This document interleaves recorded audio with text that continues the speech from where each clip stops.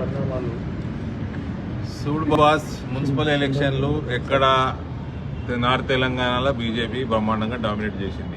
South లో improve చేయాలి. ఉన్నది ఉన్నట్టు అన్ని ఇవాళ రేపు ఎలక్షన్ కమిషన్ రికార్డులు చెప్తే గూగుల్ చెప్తే ఇవాళ నార్త్ తెలంగాణ ప్రత్యేకంగా రాష్ట్రం మొత్తం బీఆర్ఎస్ కాంగ్రెస్ కి సపోర్ట్ చేసింది. ఎందుకు చేసింది? బీజేపీ ఎదగొద్దు అని చేసింది.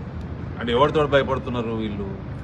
వీళ్ళు చేసిండ్రు, వాళ్ళు చేయించుకున్నారు. అంటే ఇది 100% ఈయన కేసులన్నీ ఆయన కాపాడుతున్నారు. వీళ్ళ కేసులు వాళ్ళు కాపాడుతున్నారు కాంగ్రెస్ వాడు కాబట్టి వీళ్ళు చేయించుకున్నారు. అది చేసిండు. ఇక నేను ఒకటి చెప్పేది, నా దగ్గర నేను ఎవరిని నేను కొనను, నేను ఎవరిని అడుక్కోను. ప్రజలు నాకు 28 ఇచ్చారు. నేను ఎందుకు ఈ రకంగా ఉంటాయంటే నేను 90లలో 2000 సంవత్సరంలలో రాజశేఖర రెడ్డి చనిపోయే వరకు నేను రాజకీయాలు చూసినోడిని, అసెంబ్లీ డిబేట్లు చూసినోడిని, విన్నోడిని. ఇక్కడ కడపల రాజశేఖర రెడ్డి బలమైన నాయకుడు ఉన్నప్పుడు 99కి వెళ్ళి 2009 దాకా తెలుగుదేశం సీట్లు ఎక్కువ గెలుస్తుండే అసెంబ్లీ. చిత్తూరులో చంద్రబాబు ముఖ్యమంత్రి ఉన్నప్పుడు కాంగ్రెస్ బలంగా ఉంటుంది. పెద్ద అప్పుడు ఉమ్మడి రాష్ట్రంలో ఉమ్మడి జిల్లాలు పెద్ద జిల్లాలు జెడ్పీ చైర్మన్ కాంగ్రెస్ గవర్నమెంట్ ఉంటే జెడ్పీ చైర్మన్ తెలుగుదేశం గెలుస్తుండే. అక్కడక్కడ తెలుగుదేశం గవర్నమెంట్ ఉంటే కాంగ్రెస్ వాళ్ళు గెలుస్తారు, మేయర్లు కానీ జెడ్పీ చైర్మన్లు కానీ. ఒక ప్రజాస్వామ్యం. గెలిచినోడిని మనము అభినందించాలి, గెలిచినోడిని మనము గౌరవించాలి. మనము ఎలక్షన్లు అయిపోయినాక ఏ పార్టీ వాడైనా ఎక్కడ ఉన్నా కూడా ఏ పొజిషన్ లో ఉన్నా కూడా అడ్మినిస్ట్రేటివ్ అందరికి సమానంగా నడపాలి. ఈ వ్యవస్థ ఈ రకంగా చూసినోని నేను. ఇది కేసీఆర్ అనేవాడు ముఖ్యమంత్రి అయినాక ప్రతి ఒక్కరిని కొనుక్కోవటము, అవతల పార్టీ ఉండొద్దు అని దేనికోసం చేసిండు? కుటుంబ అవినీతి ఎక్కడ కూడా క్వశ్చన్ కాకుండా వేరే పార్టీ వాడు జిల్లా పరిషత్ చైర్మన్ ఉన్నా, మేయర్ ఉన్నా, ఇంక ఎమ్మెల్యే ఉన్నా అక్కడ నేను కాళేశ్వరంలో దోసుకోలేను, భగీరథలో దోసుకోలేను, నేను ఈ వేరే అవినీతి కార్యక్రమాలలో దోసుకోలేను. కాబట్టి వాళ్ళని కలిపేసుకోండి, వాళ్ళకి పైసలు ఇచ్చి కొనుక్కోండి, వాళ్ళని బెదిరించండి. ఈ రకంగా కేసీఆర్ మొత్తం వ్యవస్థని నాశనం చేసిండు, ప్రజాస్వామ్య వ్యవస్థ. ఇప్పుడు రేవంత్ అదే దూరంలో పోతా ఉన్నాడు. కానీ ఇవన్నిట్లో మనము పెట్టి పాలిటిక్స్ కి పడిపోయి మనం దేనికైతే మనం కొట్లాడుతున్నామో ఒక వ్యవస్థని మనం శుద్ధి చేయాలి. దానికోసం మేము ఒక స్టాండ్ తీసుకున్నాము. And we avoid by the stand. I know I dominated my reason. People have blessed me. Okay, that కొద్దిగా మిస్ అయింది. 2 చోట్ల ఇంకా గెలిస్తే ఇంకా అవుతుంటే మేయర్ పదవిలో కూర్చోగానే నాకేం కిరీటం రాదు. కానీ నేను ఒక ఐడియాలజీని, ఒక ప్రక్షాళనని మేము మొదలుపెట్టినాము. మీ అందరూ దాన్ని చూపిస్తున్నారు, ప్రజలు దాన్ని హర్షిస్తున్నారు. అటువంటి వ్యవస్థని మనం తెలంగాణలో తెచ్చుకోవాలి. ఇది భారతీయ జనతా పార్టీని పెంచుకుంటూ ఇటువంటి వ్యవస్థ కూడా రావాలన్నది మా తపన. అది పదే ఇప్పుడు ఇందూరు మేమే కైవసం చేసుకుంటాం భవిష్యత్తులో కూడా అనేది ఒకటి కామెంట్ కూడా చేస్తాం. 100% చేసుకుంటాము, ప్రజాస్వామ్యబద్ధంగానే చేసుకుంటాము. అది నా కాంగ్రెస్ మీద ఉన్న కాన్ఫిడెన్స్ అని చెప్పిన. కాంగ్రెస్ పార్టీ ఎంత యునైటెడ్గా ఉంటుందంటే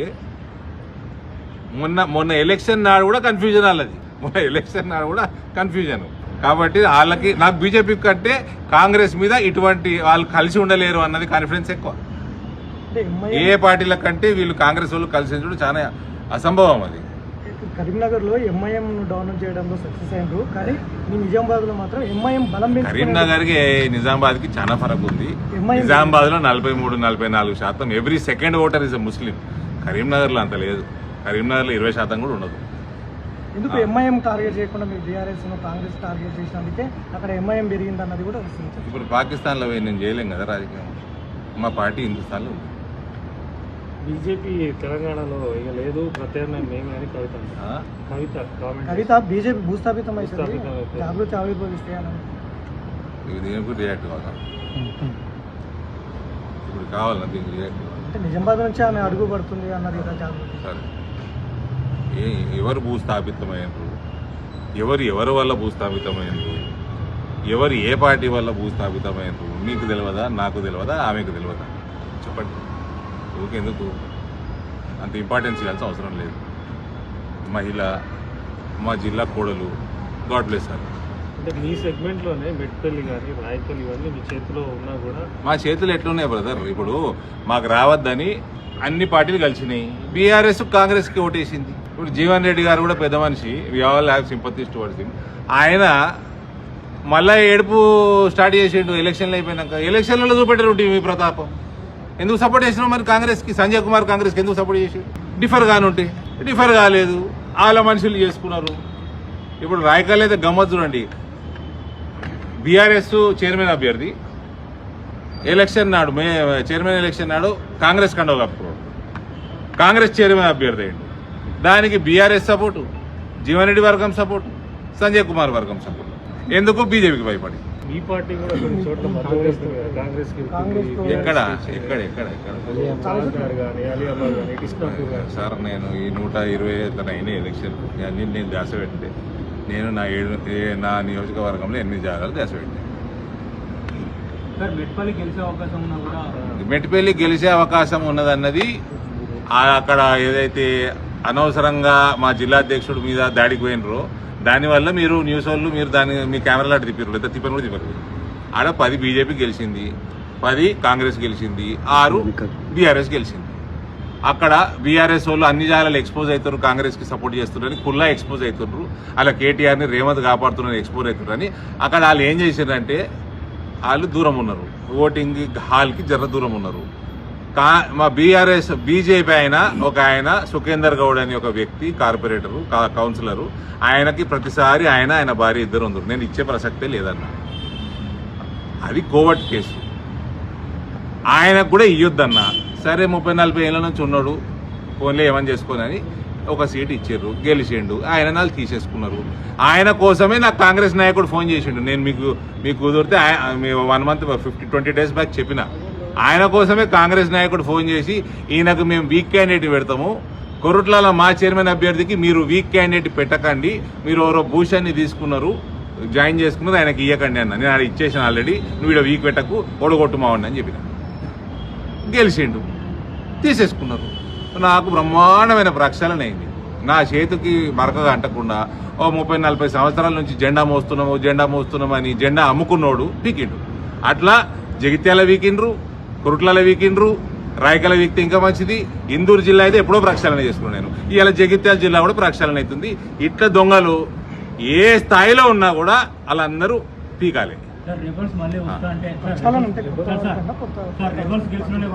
ఎవడైనా సరేనండి, ఈ పార్టీలో ఉంటే ఈ పార్టీ కోసమే పనిచేయాలా, ఆయన కమిట్మెంట్ ఈ పార్టీ కోసమే ఉండాలా. ఆడు పెద్దోడు కానీ చిన్నోడు కానీ. అది మా జిల్లా అధ్యక్షుడు చూసుకుంటాం, పార్టీ చూసుకుంటాం. ఎవరన్నా వస్తా అంటే తీసుకోకుండా ఎందుకుంటాము? వాళ్ళు మేము కొనుక్కోము, మాకు వ్యవస్థ క్లీన్ కావాలి. అపోజిషన్ వాళ్ళు గెలిస్తే వాళ్ళని మేము గౌరవిస్తాము. నా దగ్గర ఒక ఎంపీగా అవతలోడు వచ్చి ఏమైనా ఫండ్ అడిగినా నేను ఇస్తా. ఎలక్టెడ్ రిప్రజెంటేటివ్ అయితే ఇస్తాను, ఎందుకు ఇవ్వకూడదు? గౌరవించాలి. ఈ వ్యవస్థని మనం రాష్ట్ర వ్యాప్తంగా తెచ్చుకోవాలి. ఏదైతే చంద్రబాబు నాయుడు, రాజశేఖర రెడ్డి అంతకుముందు 80లలో 90లలో అర్లీ 2000s చూసినాము, అటువంటి ఒక మన హెల్దీ డెమోక్రసీని మనం చూసుకోవాలి. అయితే అవతలోడు గెలిస్తే తప్పేందని ప్రజలోట్లు వేస్తేనే కదా. ప్రజలోట్లు వేస్తేనే నువ్వు గెలిచినావు, వాళ్ళు వేస్తేనే అవతలోడు గెలిచారు. వాళ్ళని దొక్కేస్తాము, కొనేస్తాము, వాళ్ళని అటాక్ చేస్తాము, కొడతాము, తిడతాము అంటే ఎట్లయితే